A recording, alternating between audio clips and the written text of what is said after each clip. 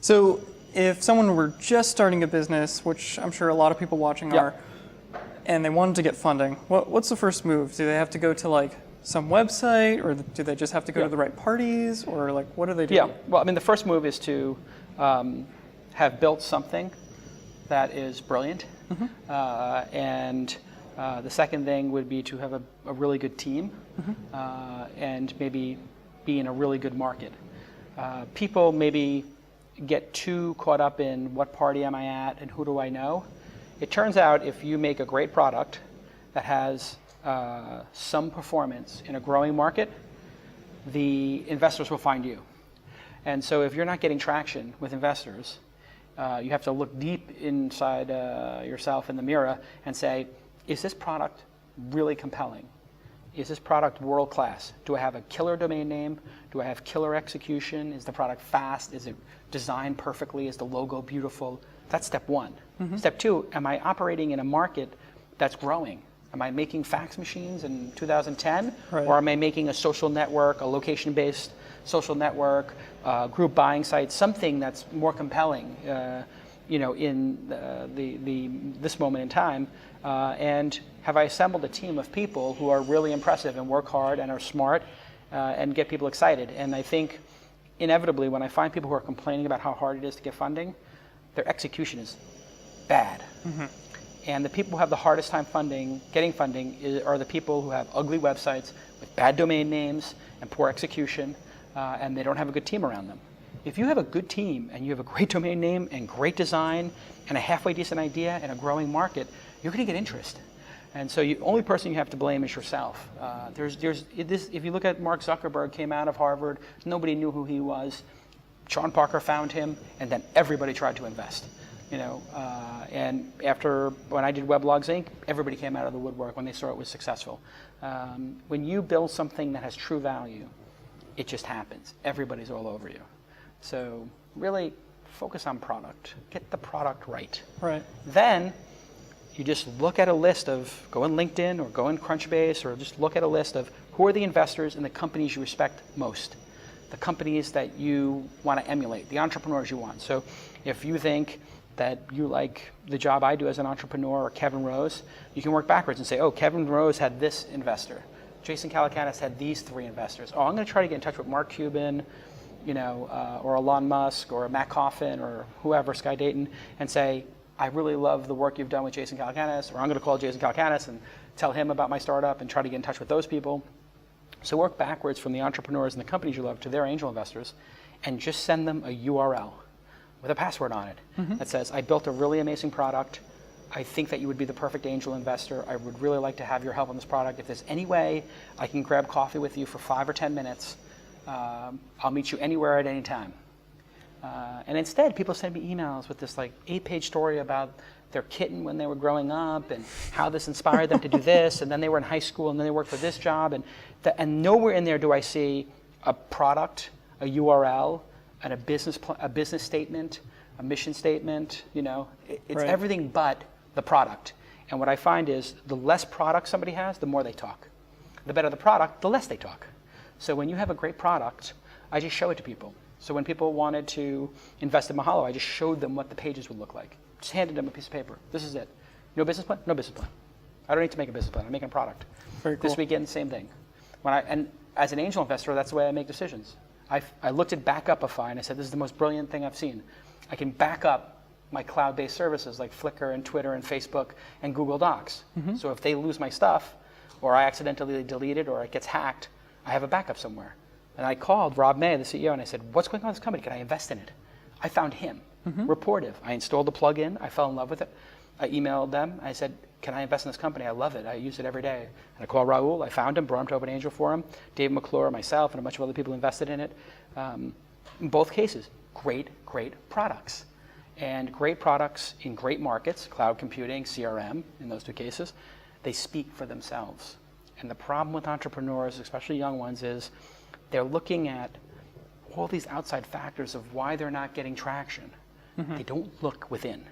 Is your domain the best it can be? Is your design world class? Is your logo world class? Do you have an incredible team? Are they working really hard? And have you developed a culture? And are you in a market that is booming?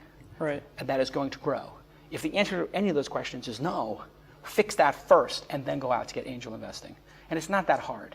And so for me, if you can't get a good domain name, make a world-class user interface, make a beautiful logo, and get at least 2 good team members with you, why should I invest in you? So let's say you needed like $100,000 to start a business. How much equity should you give away? Like what percentage? Really depends. If you're a nobody with no track record and you want to, and where you are, like how much traction you have. Like if you have 100,000 customers or 1,000 or 100, these are all variables. So your track record will determine how people's interest in your product. You have no track record, you're going to be down in the 1 million range or less. You have an incredible track record and you're raising 100,000, you might be in the $4, $5, or $6 million range. 2, 3, 4, 5, or 6. Even when I raise money for some of my projects, it's for $1 million to $2.5 million angel round. I don't want to have the angels get a bad deal.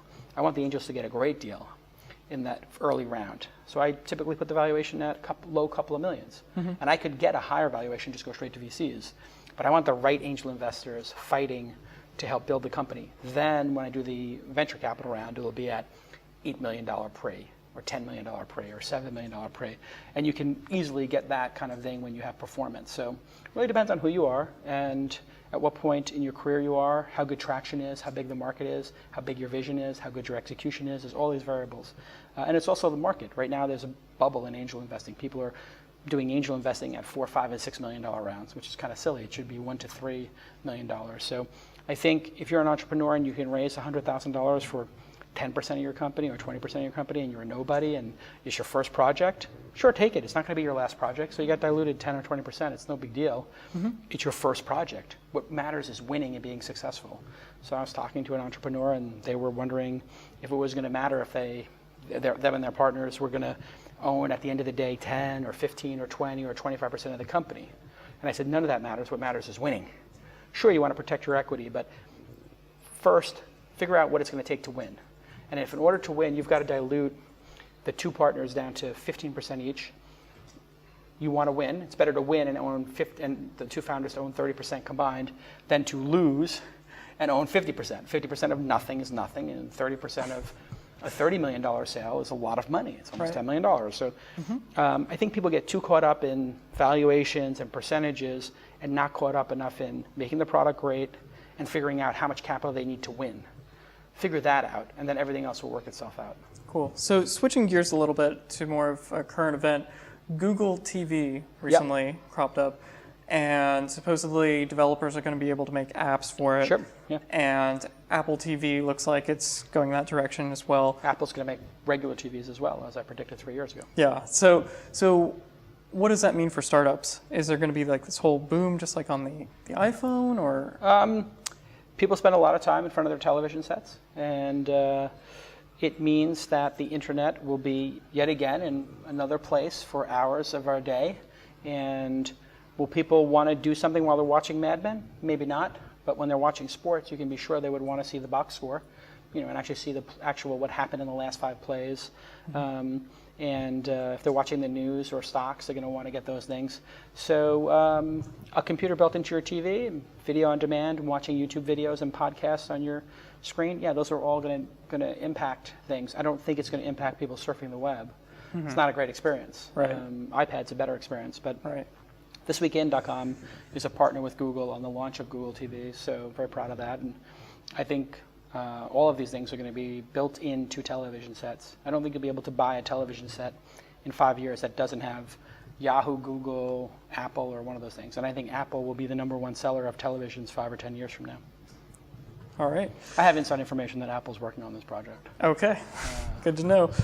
Now, last question. It could be misinformation, though. Sometimes they put out misinformation on purpose. So, TechCrunch. Yep. Got sold to AOL. Yep. What's your side of the story there? What happened? Yeah, Mike didn't return my calls for 3 to 6 months, launched Disrupt, stole my intellectual property, and screwed me. And the story's not over yet, so sit tight. All right. Well, thanks very much for your time, man. Appreciate it. A pleasure.